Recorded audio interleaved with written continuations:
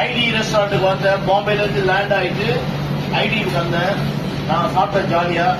ஆனா நம்ம செஃப் எல்லாரும் ரொம்ப இந்த சூடுல ரொம்ப கஷ்டப்படுறாங்க. கடவுள் எனக்கு கொடுத்த இந்த gift I want to share to them. இந்த சோலோ வந்து நம்ம ஐடியில வேலை செய்யற ஆல் த ஷெஃப் பாய்ஸ் அவங்களுக்காக நான் பண்றேன்.